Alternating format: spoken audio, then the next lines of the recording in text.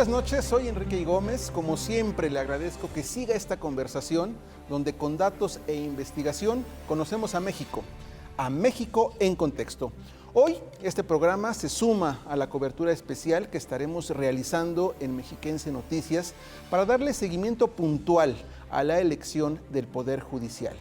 El objetivo de esta cobertura especial será que tanto en los noticiarios como en los programas de opinión e investigación que produce Mexiquense Noticias se brinde información útil para que usted tenga todos los elementos necesarios al momento de votar el próximo 1 de junio, cuando serán designados 881 integrantes del Poder Judicial Federal, lo cual incluye a 9 ministros o ministras de la Suprema Corte. Esta cobertura se extenderá hasta después del 1 de junio y en esta primera emisión dedicada a la elección judicial hablaremos sobre las funciones de la Suprema Corte de Justicia de la Nación. Y para ello, hoy nos acompaña el magistrado del Tribunal Superior de Justicia del Estado de México, José Luis Maya Mendoza. También él es doctor en Derecho y catedrático de la Facultad de Derecho de la Universidad Autónoma del Estado de México. Buenas noches, doctor. Un gusto saludarlo. Muy buenas noches. Muchísimas gracias por la invitación y aquí estamos a la orden. Gracias, magistrado. Pero antes de iniciar, vamos a comenzar con una cápsula, con un banco de datos que hemos preparado sobre el tema. Adelante, por favor. Rumbo a la elección judicial del 1 de junio resulta pertinente revisar las funciones de los órganos judiciales que se renovarán. Recordemos que en dichos comicios, en total, se definirán 881 cargos del Poder Judicial Federal. En esta elección destaca que en la Suprema Corte de Justicia de la Nación serán designados 9 ministros o ministras. ¿Pero cuáles son las funciones de esta Corte? Para contestar la pregunta, hay que referir que la Suprema Corte de Justicia de la Nación es considerada como el Tribunal Constitucional de México, pues sus acciones van encaminadas a vigilar que las leyes y los actos de las autoridades se apeguen a la Constitución de nuestro país. Estas acciones o mecanismos son denominados medios de control de la constitucionalidad. Por ello, la misma Corte refiere que mantiene el orden constitucional impuesto a los distintos órganos de gobierno y hace valer los derechos y libertades de las personas. La siguiente pregunta es, ¿qué son los medios de control de la constitucionalidad? Estos medios son instrumentos que defienden el orden establecido por la Constitución Federal. Y los medios de control que corresponden a la Corte son el juicio de amparo, las controversias constitucionales, las acciones de inconstitucionalidad y las determinaciones de constitucionalidad sobre la materia de consultas populares.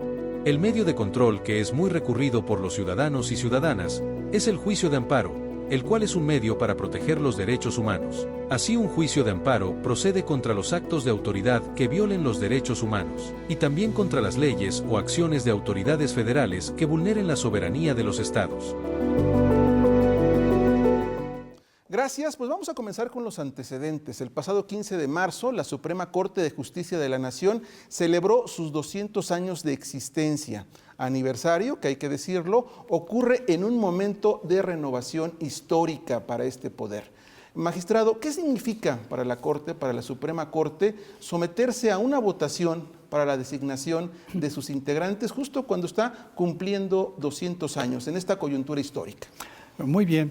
Bueno, pues yo creo que en primer lugar hay que considerar que abandonamos un sistema en donde el presidente de la República hacía una propuesta y bueno, pues era votado por la legislatura. Y entonces, bueno, pues no era una elección tan cercana a la gente porque probablemente no estaban los mejores perfiles, eso no lo sabemos. La carrera judicial en muchas ocasiones, bueno, pues llega hasta el cargo de magistrado, pero la designación de los ministros era una cuestión completamente diferente.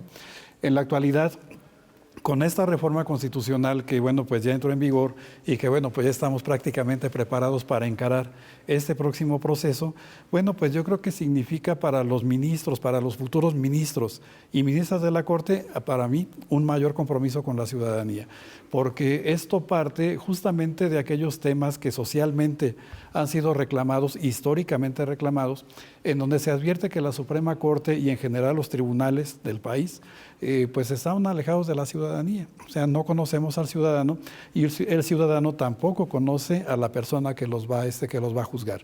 Entonces, yo creo que también aquí hay una cuestión de corresponsabilidad entre la Suprema Corte, entre los jueces, ministros, magistrados que van a ser votados con la ciudadanía. La ciudadanía también tiene que acercarse y también tiene que conocer quiénes son las personas por las que va a votar. Y que incluso en los últimos años la Suprema Corte, los ministros, el Poder Judicial fue cuestionado por este asunto de posibles vínculos, posibles intereses que iban fuera del ámbito judicial.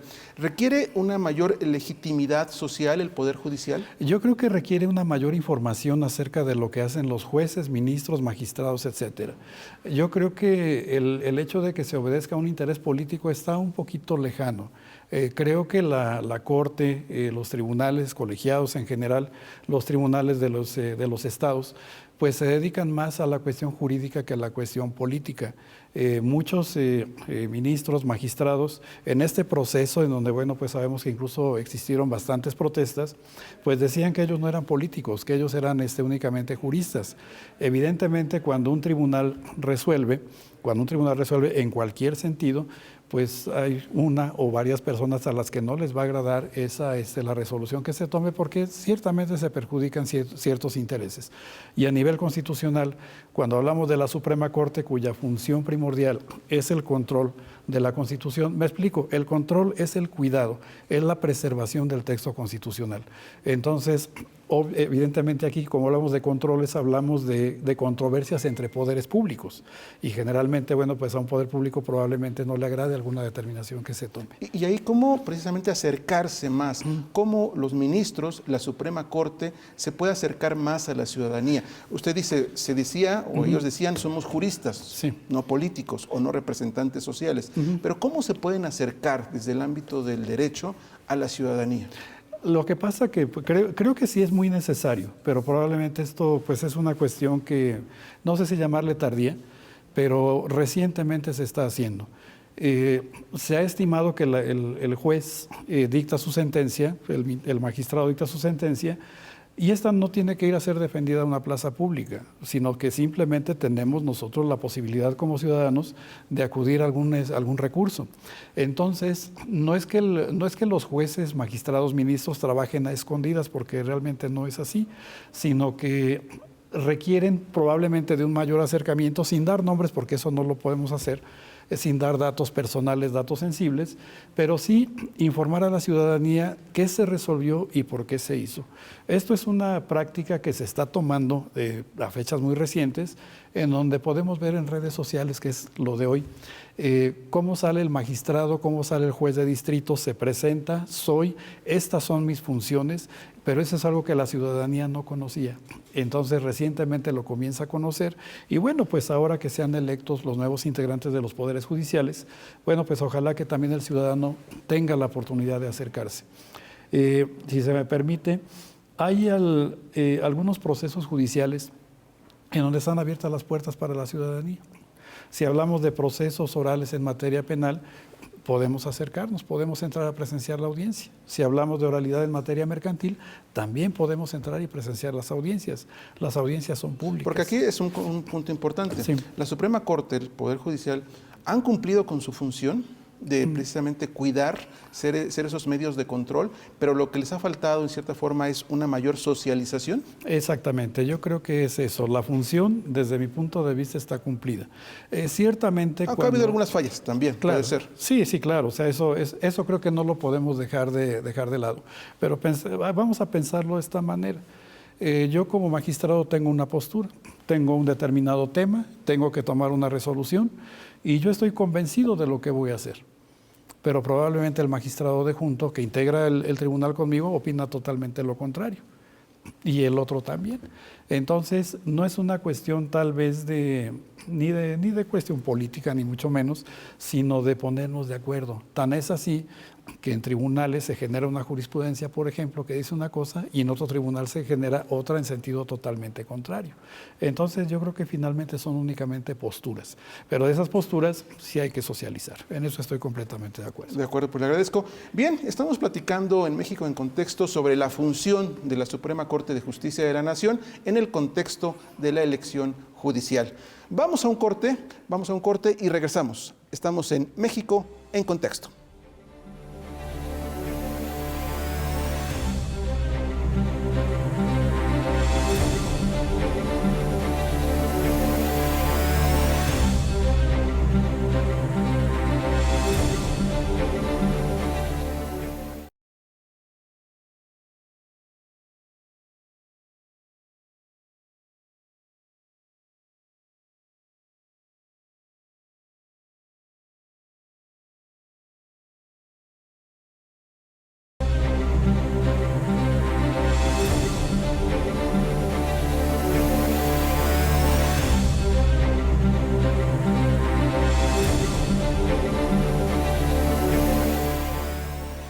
Ya estamos de regreso en este análisis donde con datos e investigación conocemos a México en Contexto. En esta ocasión estamos hablando de las funciones de la Suprema Corte de Justicia de la Nación y estamos hablando con el magistrado José Luis Maya Mendoza. Antes de hacer el corte hablábamos sobre algunos aspectos vitales que en determinado momento nos llevan a visualizar qué es la Suprema Corte de Justicia de la Nación. Pero yo quisiera preguntarle ahora, magistrado, ¿cuáles son precisamente esos medios de control que tiene la Suprema Corte de Justicia para vigilar y asegurar que las leyes y los actos de gobierno de las distintas autoridades se ajusten a derecho, que se indica es una de las principales funciones de la Suprema Corte de Justicia? Muy bien, bueno, pues voy a tratar de explicarlo de la manera más sencilla y con un lenguaje un tanto llano para explicarme. La Suprema Corte tiene como función primordial velar por el texto de la Constitución, porque la Constitución sea respetada. Y para ello, bueno, pues existen diferentes medios que le llamamos medios de control. Puede ser que dos poderes públicos entren en conflicto, pero entonces, ¿quién va a resolver la conflictiva, por ejemplo, entre el Ejecutivo y el Legislativo, o el Legislativo y un municipio? Digamos, bueno, necesitamos un tribunal que dirima esa controversia. Tenemos también la posibilidad, dicen que México es un país de leyes y bueno, pues tenemos muchas. Hay veces que en la legislatura se emite alguna norma que pudiera contradecir al texto de la Constitución y entonces necesitamos también un mecanismo y un tribunal que resuelva. Pero estamos hablando aquí probablemente de conflictiva entre poderes públicos. Cuando tengo un conflicto entre poderes, tengo que ir a lo que se llama una controversia constitucional. Cuando una ley es emitida por el Congreso, pues un 33.3% de esa legislatura tiene la opción de decir, esta norma, esta ley va en contra de la Constitución. Y entonces ahí tengo una acción de inconstitucionalidad. Pudiera ser que la Corte, la Suprema Corte, en jurisprudencia, determine que una norma es inconstitucional y entonces va a invitar al poder público que la emitió para que la elimine, un plazo de 180 días. Y si no lo hace, entonces la Corte emite lo que se llama una declaratoria general de inconstitucionalidad. Tenemos aquí tres medios de control. Y finalmente tenemos el juicio de amparo. Que ahí, permítame interrumpirlo, sí. El juicio de amparo sería un recurso también para garantizar libertades y derechos de los ciudadanos. Correcto, libertades y derechos. Esencialmente en el tema del amparo se ha discutido mucho acerca de su naturaleza, alguna definición de él, pero nosotros tuvimos una reforma constitucional muy importante en 2011, en donde se reformaron, entre otros, el artículo 1, el 103 y el 107. Estos dos últimos son la base del amparo, la base constitucional. Entonces, cuando vemos el artículo 1 y que nos dice un enunciado, más o menos dice lo siguiente, que todas las autoridades, y decir todas las autoridades son todas, en el ámbito de sus competencias, tienen la obligación de promover, proteger, respetar y garantizar los derechos humanos. los que se prevén en el propio texto constitucional, pero además los que tenemos en tratados internacionales. Entonces, esto realmente es una garantía hacia el ciudadano de que sus derechos humanos van a ser respetados, y lo que tenemos entonces ahí es el juicio de amparo. Todas las autoridades tienen su función o tienen un área de competencia que está prevista en la Constitución. Entonces, si el legislativo tiene su base en la Constitución, el judicial en la Constitución y el ejecutivo también, no pueden emitir actos que vayan en contra de, porque se pierde entonces la regularidad. Y cuando esos actos que emiten esas autoridades se reflejan y perjudican los derechos de la ciudadanía, los derechos de las personas, entonces es cuando podemos acudir al juicio. ¿Y esos juicios de amparo dónde se pueden presentar en primera instancia? Tenemos dos vías. Aquí es muy importante señalar que existen dos vías de amparo para proteger, insisto, los derechos humanos de las personas. Tenemos dos vías. Una vía es el amparo indirecto. El amparo indirecto que tiene pues bastantes supuestos de procedencia. Vía amparo indirecto podemos combatir la inconstitucionalidad de una norma que puede ser una ley, puede ser un reglamento, puede ser un bando municipal, cualquier disposición de carácter general, incluso las constituciones de los estados, los tratados internacionales que no versen sobre la materia de derechos humanos. Esa es una opción. Segunda, actos administrativos, actos de administración, actos judiciales, mediante amparo indirecto. Y mediante amparo directo, esta área está un tanto más reducida.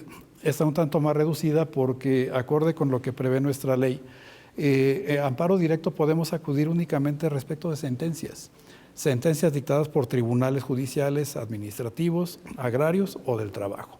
Entonces, el sector de amparo directo es mucho más reducido. El amparo indirecto lo presentamos ante un juez de distrito. El amparo directo llega, válgame la expresión, de manera indirecta, porque el amparo directo siempre lo tenemos que presentar ante la autoridad que nos emitió esa sentencia. Ahí lo presentamos y esta autoridad es la que se encarga de hacerlo llegar a un tribunal colegiado, que es el que va a resolver, a final de cuentas, si esa resolución está revestida de legalidad o constitucionalidad o si no lo está. Y en consecuencia podrá conceder un amparo. ¿Y el indirecto se presenta ante el juez de distrito. Ajá. Ahí sí pudiéramos explicar por qué uno es amparo indirecto y por qué otro directo. ¿Se pudiera profundizar en eso? Sí, bueno, realmente son unas cuestiones de denominación. El amparo denominado indirecto, miren, en su origen nada más teníamos una vía de amparo, que era la vía del amparo indirecto. Entonces eludíamos por ahí a nuestra autoridad que no lo había emitido y llegábamos a la Corte, que era la que lo resolvía en aquel momento, porque únicamente existía el amparo indirecto en su origen. Ya después, cuando se promulga la Constitución de 1917, surge el amparo directo, pero en sustitución de un recurso de casación.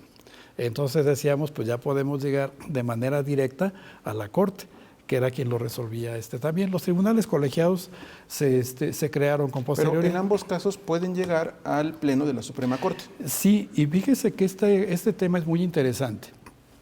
Voy a tratar de ser muy rápido. Si yo propongo amparo indirecto, el amparo indirecto es la vía para impugnar la constitucionalidad de una norma. El amparo indirecto, no el directo.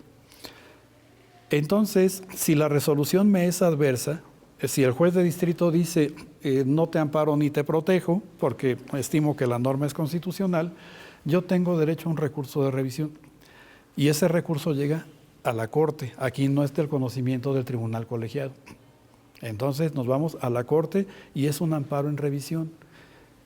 Y por el otro lado, en el amparo directo, tenemos que cuando en la sentencia del amparo el tribunal colegiado aborda cuestiones de constitucionalidad, o establece la interpretación directa de un precepto de la Constitución, entonces se abre la vía para que podamos hacer valer también un recurso de revisión.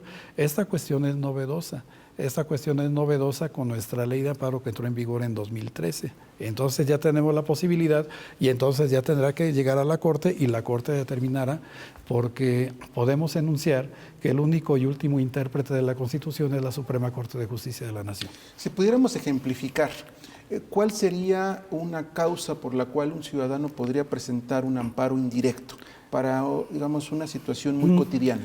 Una situación muy cotidiana. Fui a una autoridad municipal a pedir una licencia de construcción y me la negaron. Ya está. Otro, se siguió un procedimiento disciplinario ante una Contraloría y están sancionando a un servidor público. Ya se le dio su garantía de audiencia y lo están sancionando, lo están inhabilitando. Entonces, pues vamos al amparo indirecto. Y el tema de la suspensión no es una cosa menor también. Hay veces que nos confundimos cuando decimos... suspensión provisional y definitiva se obtiene en un amparo, ¿no? Es todo un mundo esto, porque en la ley de amparo tenemos 3 clases de suspensión: de oficio y de plano, una de oficio incidental y una que es a petición de parte. En la que es a petición de parte, me voy a centrar ahí, es donde tenemos una provisional y una definitiva. Una provisional con la presentación de la demanda. Pedimos la suspensión y se nos puede conceder. Pero eso significa que se suspende el acto reclamado. Así es. Si tiene la suspensión tiene por objeto preservar la materia del amparo, para que no se pierda, para que no se consume de manera irreparable. Pensemos rapidísimo en un ejemplo. Yo estoy aspirando a una rectoría y me dicen, no cumples con estos requisitos, entonces no te puedo inscribir. Voy al amparo indirecto, porque es un acto de naturaleza administrativa, y pido la suspensión del acto reclamado. ¿Y para qué efecto voy a pedir la suspensión? Para que se me permita mi inscripción y para poder participar. Entonces, esa suspensión no tiene tanto por objeto preservar la materia del amparo, sino tiene un efecto de restitución anticipada. De derecho de la persona. ¿Y la definitiva? ¿La suspensión definitiva? Lo que pasa es que son 2 extremos. Hablemos de 2 clases de suspensión. Una, fuera de la provisional y la definitiva. Una que es de preservación y una que es de restitución. Mantengo viva la materia del amparo para que no se pierda de manera irremediable. Y por el otro, te restituyo de manera anticipada tus derechos. En una generalidad, la suspensión provisional, como una medida cautelar, se otorga cuando presento la demanda y la pido. Y entonces me dicen, te concedo la suspensión provisional, porque la suspensión provisional es una medida urgente. Entonces paralizo los efectos del acto. Se tiene que tramitar un incidente que se llama incidente de suspensión. Se celebra una audiencia en el amparo indirecto que se llama audiencia incidental y ahí se resuelve sobre la suspensión definitiva. Y esa suspensión definitiva me acompaña hasta que se termine el amparo y se dicte sentencia. De acuerdo. Pues sin duda es interesante este tema del análisis de lo que hace la Suprema Corte de Justicia de la Nación. Estamos hablando sobre el juicio de amparo, que solamente es un aspecto, es un medio de control. Y pues se nos acaba el tiempo, magistrado. Quisiera que en un minuto pudiéramos concluir para señalar cuál es la importancia de la función de la Suprema Corte de Justicia en la coyuntura que actualmente estamos viviendo con la elección judicial que se avecina. Yo aquí aprovecharía tal vez la oportunidad para invitar a la ciudadanía a participar en esta votación. Que si mediante esta reforma constitucional ya tenemos la oportunidad de elegir de entre la lista de los aspirantes a quiénes son los que van a integrar la Suprema Corte de Justicia de la Nación, los magistrados que van a integrar tribunales colegiados y a nivel local también jueces y magistrados, para que tengamos esa oportunidad de participar, no dejarlo de lado y bueno, pues tal vez buscar los mejores perfiles. Yo creo que eso es fundamental. La Suprema Corte tiene un papel fundamental dentro del Estado mexicano porque es el vigilante de nuestra Constitución. La Constitución la podemos entender de distintas formas, pero lo que sí no debemos perder de vista, que ahí en la Constitución están nuestras libertades, ahí están nuestros derechos, y la Suprema Corte, sea que se componga o que se integre mediante un voto popular, sea que tengamos un sistema diferente, siempre va a ser la vigilante del texto constitucional. Entonces, lo que hace la Suprema Corte no es una cuestión menor, y por ello yo creo que tanto los ministros, ministras que la van a integrar, como nosotros como ciudadanos, pues tenemos esa corresponsabilidad también. Pues muchas gracias, magistrado. Gracias por asistir. Le agradecemos mucho. Y pues queda claro que a 200 años de existencia, la Suprema Corte de Justicia de la Nación enfrenta una renovación histórica, pues los ciudadanos definirán a los próximos integrantes de este poder.